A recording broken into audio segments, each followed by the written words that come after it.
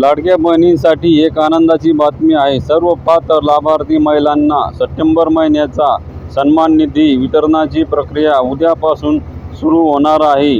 म्हणजे 10, 11 आणि 12 या 3 दिवसांमध्ये सर्व पात्र लाभार्थ्यांच्या आधार संलग्न बँक खात्यात सन्मान निधी योजनेचे पैसे हे जमा होणार आहेत. तुम्ही जर KYC केलेली नसेल तरीसुद्धा तुम्हाला पैसे हे तुमच्या अकाउंटमध्ये जमा होणार आहेत.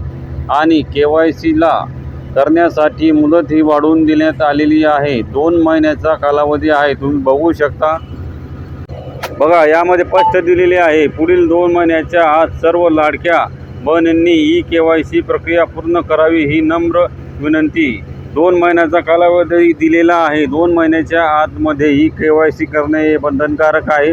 आता जरी तुम्हाला सप्टेंबर महिन्याचा पैसा येतील, पण पुढे तुमचे पैसे KYC केल्यामुळे बंद होऊ शकतात. त्यासाठी KYC करणे हे बंधनकारक आहे. अशी ही सप्टेंबर महिन्याची महत्त्वाची अपडेट होती. अशाच नवीन माहितीसाठी आपल्या चॅनलला सबस्क्राईब केलेली नसेल तर चॅनलला सबस्क्राईब करा आणि व्हिडिओला लाईकसुद्धा करा.